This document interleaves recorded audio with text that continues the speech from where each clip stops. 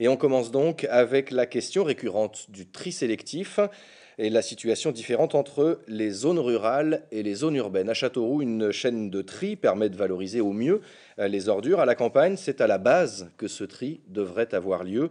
La communauté de communes Val-de-Bouzanne prend les choses en main. Elle a demandé à 15 foyers de disposer de leurs déchets d'une semaine. Une commission a trié les poubelles hier pour peser et évaluer ce qui pourrait être valorisable et ce qui part à l'enfouissement.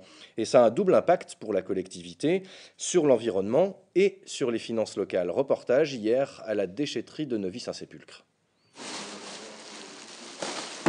Voici le résultat de la collecte des déchets de 15 foyers de la communauté de communes pendant une semaine. Tous volontaires, parmi eux Roger, déjà très sensibilisé à la gestion des ordures ménagères. Je mets presque rien à la décharge publique. Tout va dans mon jardin. D'accord, vous avez un système de compostage qui marche très bien. Et même les boîtes à œufs, je les fais tremper et je les mets dans mon compost. Le petit groupe de la commission ordures ménagères a donc procédé au tri de cette collecte. Les éléments sont regroupés selon leur nature, valorisables ou non valorisables. Et parfois, même les professionnels ont du mal. C'est dur, c'est dur. Même pour expliquer aux gens, on n'est pas forcément... comme on regardait tout à l'heure, là, ouais. Au niveau des emballages des films plastiques, c'est compliqué à arriver à déterminer les craquants, les non craquants.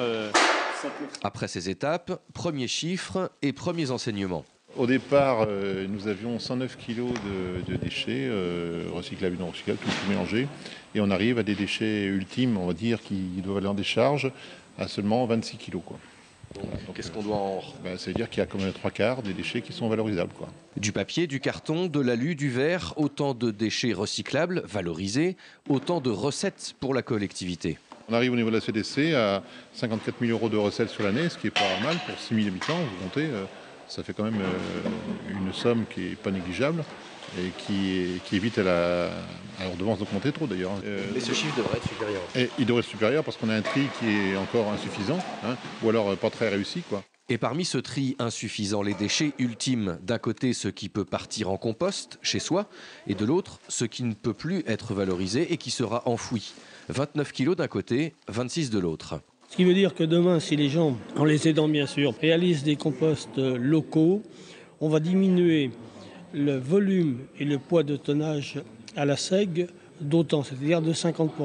Je ne sais pas si vous imaginez, à 90 € la tonne pratiquement. La SEG, autrement dit la décharge de Gournay, non loin d'ici. Le futur plan départemental d'élimination des déchets prévoit son extension puisqu'elle arrive à saturation.